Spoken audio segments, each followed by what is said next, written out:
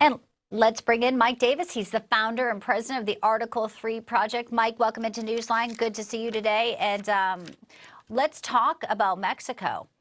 So already she's saying, I'll put troops here. We're going to pause. I mean, obviously the concern with the 25% tariff, you know, they could be plunged into a recession. I want to put up something Trump posted about Canada. Because now at 3 o'clock, what will Trudeau's play be? He says Canada doesn't even allow U.S. banks to open or do business there. So this is about, he says, a drug war. Hundreds of thousands of people have died in the U.S. from drugs pouring through the borders of Mexico and Canada. Speaking with him again at 3 p.m. How can Trudeau get around that fact, Mike? He can't. And I think President Trump is showing bold, decisive America first leadership. These countries are no longer going to be able to take advantage of America. They're not going to be able to dump their illegal immigrants and their fentanyl into America, and they're not going to take us to the cleaners on these trade deals. Yeah, and to be clear, you know, Canada may be hit hard because 75% of its exports go to the U.S., while only about 13% of American exports go to Canada. You have Chuck Schumer trying to fearmonger. You probably saw the clip. He's holding up an avocado. He's holding up a Corona beer, saying your Super Bowl, the prices are going to affect. I mean, they just look dumb and frankly uneducated, Mike. Your reaction to how the Democrats are trying to call this something it's not, and yet we see leaders already like Scheinbaum saying, let's make a deal. Look what President Trump has been able to accomplish in just a couple weeks in office. We have illegal immigration, which was at full blast under President Joe Biden, is down to just a trickle. And you have these countries like Canada and Mexico that have been taking advantage of America for the last 4 years are actually at the table. You have the Mexican president putting Mexican troops on their northern border with America. That is because of President Trump's bold, decisive, America first leadership.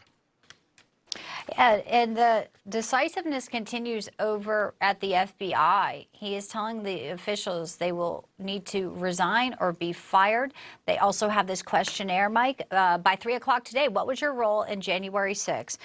That's not sitting well with some over at the FBI. What's your read on how this is going to play out today? Well, that's too bad that it's not sitting well with people at the FBI. The Biden Justice Department, including the FBI, was politicized and weaponized against political enemies, including Trump, his top aides, his supporters on January 6th, parents, Christians. The American people heard all of these allegations from these lawfare Democrats and their so-called evidence, and the American people rendered their verdict on November 5th, and now there must be accountability. So this never happens again. So we have the FBI focusing on real crimes like migrant crimes and violent crimes instead of going after political enemies. And so there's going to be accountability. There's a wild story, speaking of migrants. New Jersey's Governor Phil Murphy was on a stage doing an interview, and he says that he's actually harboring an illegal above his garage, and reports are that he said to the authorities, well, come and do something about it. What's your reaction to being on the record like that? Well, harboring illegal immigrants is a very serious federal crime, and I hope that President Trump's DHS and Justice Department hold him accountable, because you're not above the law as a Democrat. We just got it in. If people didn't hear it, let's play the soundbite, because we just got it in. I just want you to hear it and the viewers, because it is wild. He just says it so casually, Mike. Let's play this. There's someone in our broader universe whose immigration status is not yet at the point that they are trying to get it to. And we said, you know what, let's have her live at our house above our garage. And good luck to the feds coming in to try to get her. Good luck. I think he may need the luck if Tom Homan and everyone starts knocking on that garage door. Yeah, it's. I think this Democrat governor should go Google 8 USC 1324, which makes it a federal felony to harbor illegal immigrants. Let's turn and talk about what's happening at USAID.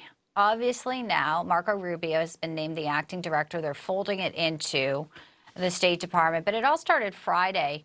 You know, Doge went in. They apparently got some pushback.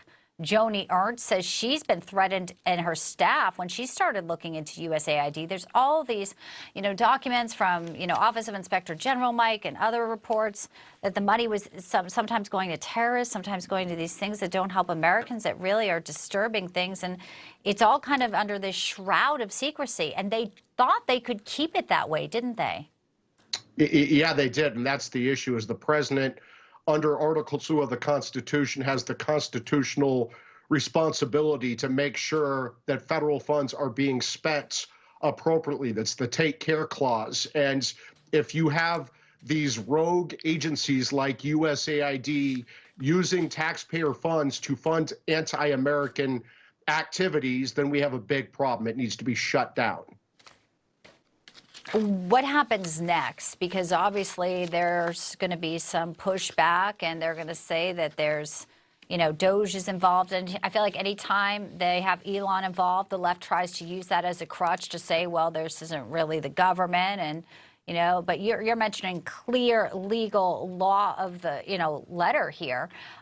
It sounds like Donald Trump has also summoned the pool cameras back to the White House. I'm not sure what that announcement will be about, but this USAID, if there are some who think they continue to operate and that they're going to try to stop Donald Trump from looking into it, what's your message? The message is that the president of the United States has the constitutional duty to make sure federal funds are being appropriately spent, and that's not happening at USAID, and so that must get shut down. And if Democrats want to oppose that, let them defend USAID spending money to fund anti-American activities. We'll see where it goes. Mike Davis, always a pleasure to have you on such a busy news day, and hope you come back and see us soon. Thank you.